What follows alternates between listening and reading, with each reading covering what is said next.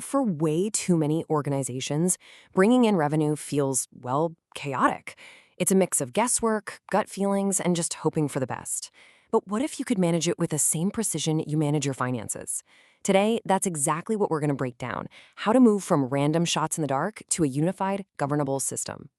So, let me just ask you this straight up. Is your business run on guesswork? Does it ever feel like your sales, marketing, and finance teams are playing completely different sports on the same field? If that sounds even a little bit familiar, you're not just dealing with a minor headache. You're dealing with a really common and really expensive problem. And the symptoms are classic, right? Marketing launches a big campaign that completely blindsides the sales team. Your incentive plans reward people for being busy, not for actually delivering results. And huge decisions get made based on whoever has the loudest opinion in the room, not the best data. The end result of all that chaos: your business is slowly, quietly, and constantly leaking cash. Okay, so here's our game plan to get to the bottom of this. First, we're going to pinpoint where those cash leaks are hiding. Then, we'll introduce a system designed to plug them for good. We'll walk through exactly how to install it, look at the hard numbers that prove it works, and finally, we'll unpack the core idea that makes this whole approach so powerful.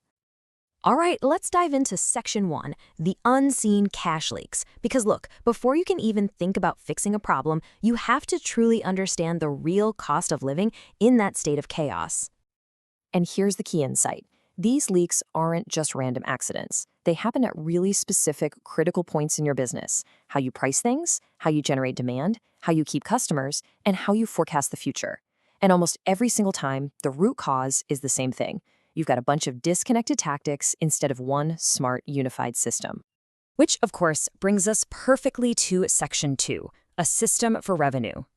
If a scattered, fragmented approach is the problem, then it stands to reason that a unified system is the answer. So let's take a look at what that actually means. So a revenue operating system, or revenue OS, is really a fundamental shift in thinking. It's about treating your revenue engine less like a creative art project and more like an engineering discipline. The whole idea is to bring the same level of control and rigor to revenue that you already demand from your finance or compliance teams. This is how you finally move from unpredictable guesswork to controlled, repeatable compounding growth. And don't think this is just for tech companies or big corporations. The system applies pretty much everywhere. As you can see, whether you're a for-profit trying to monetize better, a nonprofit that needs predictable fundraising, or even a government agency trying to manage costs, the core mechanics are exactly the same. It's all about attracting, acquiring, and retaining an audience in a predictable way. Okay, so a system sounds great in theory, but how do you actually get one up and running? That's what section 3 is all about: the 4-step installation. This is where we go from an abstract idea to a concrete, step-by-step process. It all follows a really clear rhythm. First up, you diagnose. You find those cash leaks and put a real dollar amount on the potential upside. Second, you model. You run simulations to see the actual cash impact of any changes before you roll them out. Third, you intervene. You don't try to fix everything at once. You just implement the top 3 to 5 changes that give you the biggest and fastest payback. And finally, and this is the most important one, you govern. This step is what makes sure all your hard work actually sticks. This quote just nails it. No change sticks unless it's instrumented. Think about it. If you don't build these new processes right into your daily operations, into your CRM, your analytics, your team's scorecards, people just go back to the old way of doing things.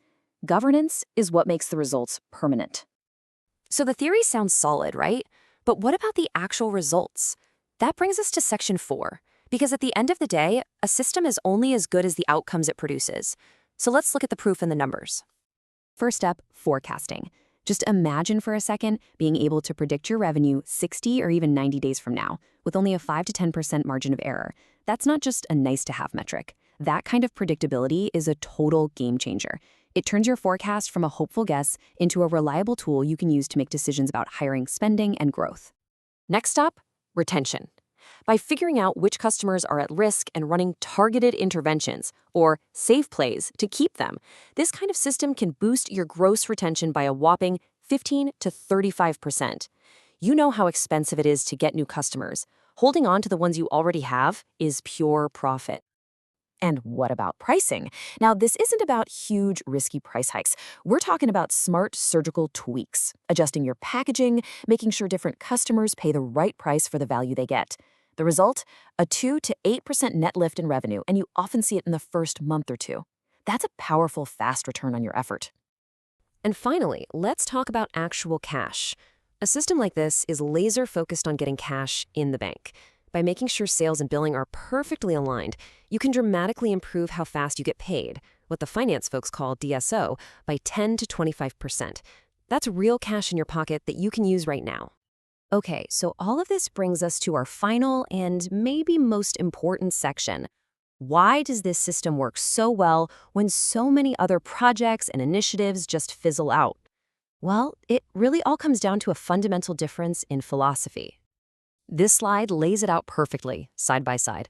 The traditional approach is all about running campaigns, measuring activity, and putting temporary band-aids on problems. The system approach is about installing a permanent operating system, measuring the direct impact on cash, and encoding changes so they last. Even the incentives are different. You reward real results, not just being busy. So, to really boil it all down, the key difference here is a total shift in mindset. You're moving from temporary campaigns to a permanent system. You stop measuring just activity and start measuring cash. You make sure changes stick by building them into how you operate. And you align everyone's incentives so they're all pulling in the exact same profitable direction.